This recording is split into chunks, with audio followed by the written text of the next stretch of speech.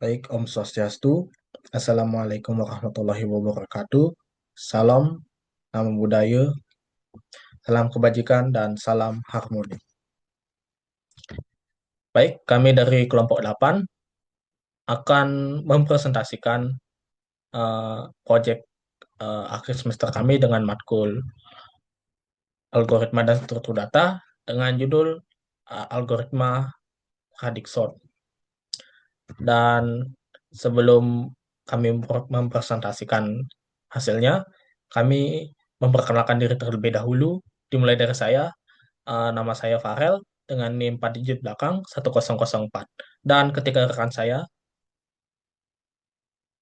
Saya atas nama Alex dengan 4 digit BIM terakhir yakni 1065. Saya atas nama Nara Arjupa dengan NIM 4 digit terakhir 1082. Nama saya Gede Sugiri, NIM akhir 1117.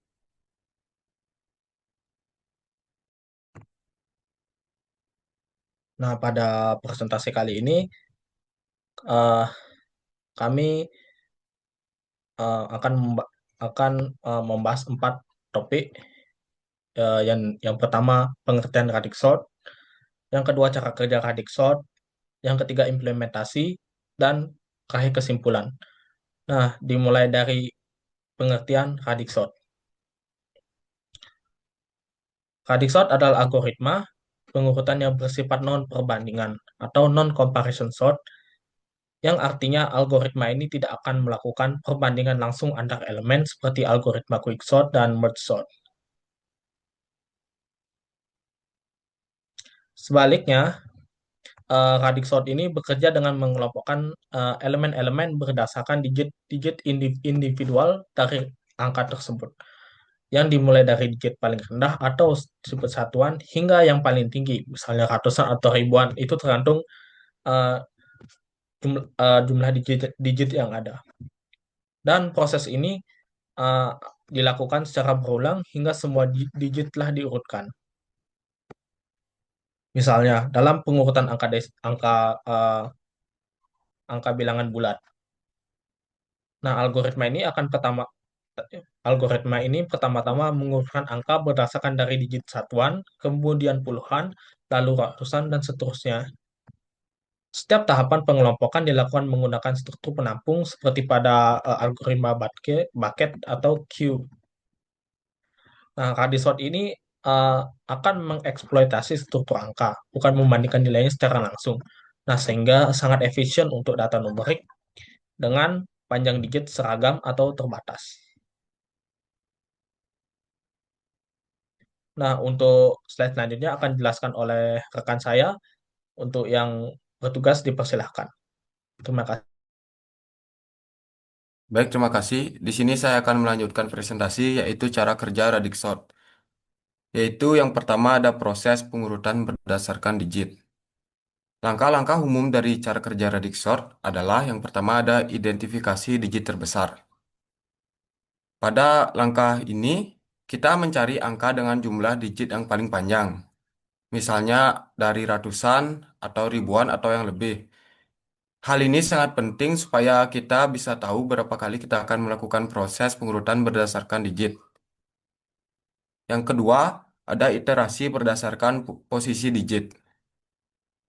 Hal ini dilakukan dari digit yang paling kanan, dari satuan, kemudian puluhan, dan seterusnya ke kiri sampai digit yang paling besar.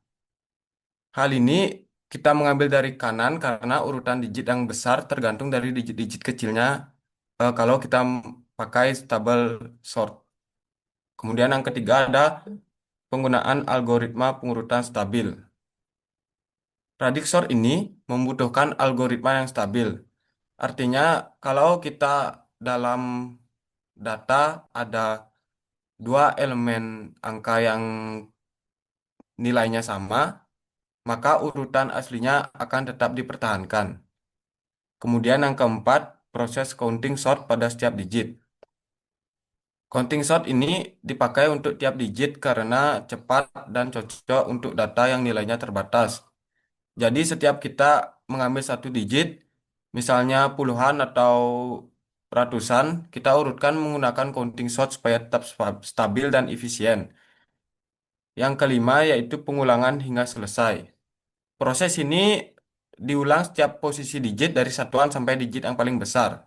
Jadi untuk hasil akhirnya adalah angka-angka yang terurut dari kecil ke besar berdasarkan seluruh digitnya.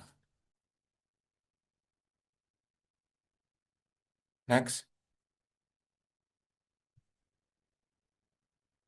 Nah, kemudian di sini ada contoh ilustrasi.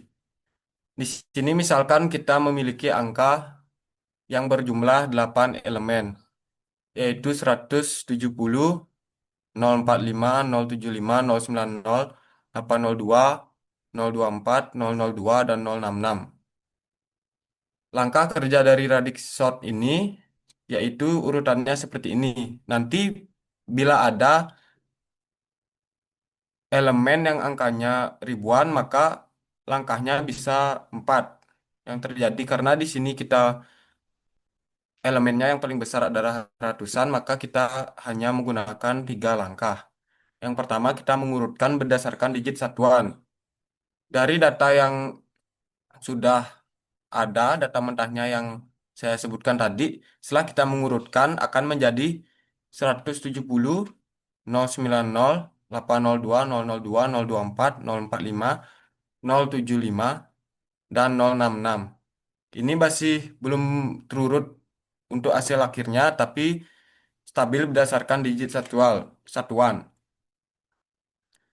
Cara kita mengurutkan digit satuan ini, kita hanya melihat sisi yang paling kanan, yaitu hanya satu saja. Kemudian yang kedua, kita mengurutkan berdasarkan digit puluhan. Berdasarkan dari data yang ada, setelah kita mengurutkannya, kita mendapatkan seperti ini.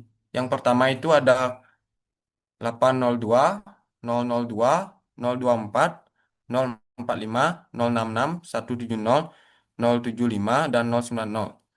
Nah, ini berbeda. Kenapa yang 0 bisa berada paling akhir, yaitu 090? Karena di sini kita melihat dari baris yang tengah. Karena kita berdasarkan puluhan, jadi kita melihat yang baris tengah. Jadi kita akan mengurutkan paling kecil berdasarkan baris yang sudah ada pada elemen yang disiapkan. Kemudian yang ketiga itu kita mengurutkan berdasarkan digit ratusan. Dari data yang sudah ada, setelah kita mengurutkan, yaitu yang terjadi itu yang pertama ada 002, 024, 045, 066, 075, 090, 170, dan yang terakhir 802. Jadi ini data yang sudah kita dapatkan melalui radix sort.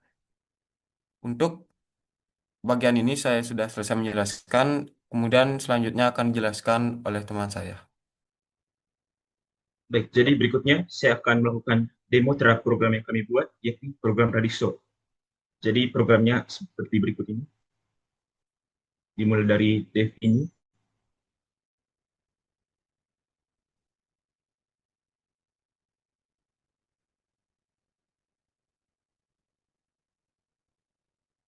Dan kemudian saya akan melakukan demonya.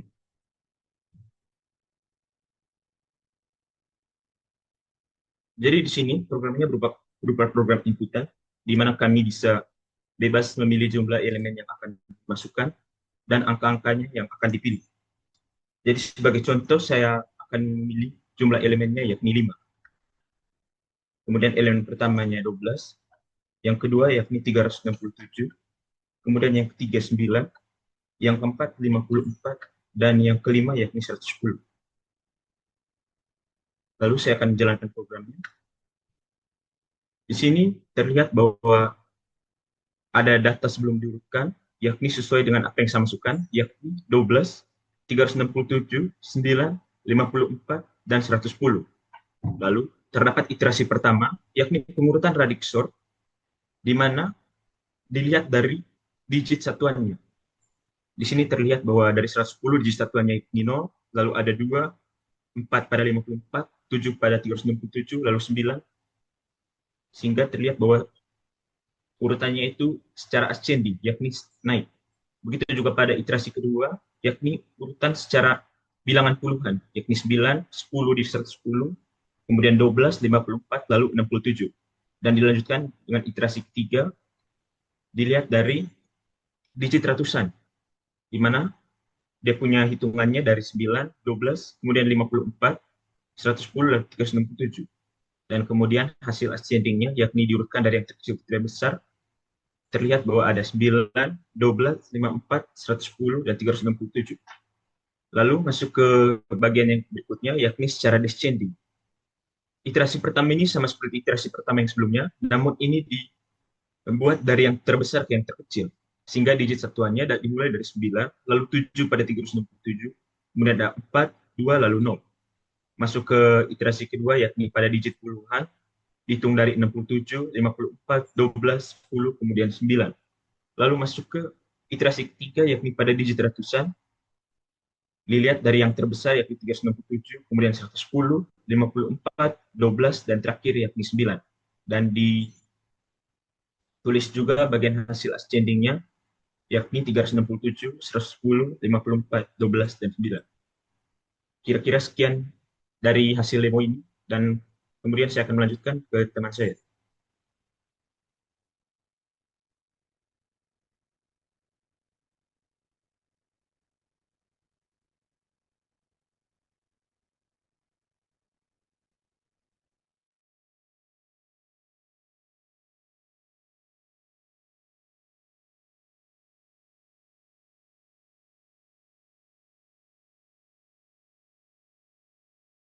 Baik, di sini saya akan menghasil kesimpulan.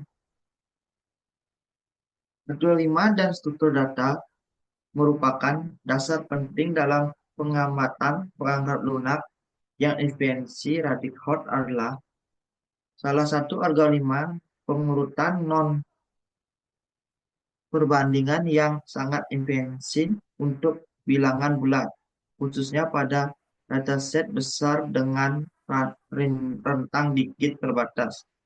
Dengan pendekatan pengurutan berdasarkan digit dari yang paling tidak signifikan hingga paling signifikan dan penggunaan coding hot sebagai sprinting Radix-Hort mampu mencapai kompleksitas waktu linear atau NK menjadikan solusi unggul dalam situasi tertentu. Proyek ini dihasilkan mengimplementasikan Radix-Hort menggunakan bahasa Python yang mendokumentasikan tidak hanya mekanisme algoritma secara praktis, tetapi juga kemudahan dan kekuatan Python dalam pembangunan algoritma yang kompleks. Hal ini membuktikan bahwa Radix-Hort adalah yang efektif dan layak digunakan dalam sebagai kebutuhan pengurutan data numerik.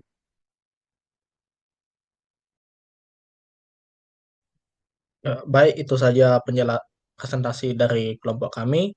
Jika ada kesalahan atau kekurangan, mohon dimaafkan, dan kami akan undur diri. Terima kasih.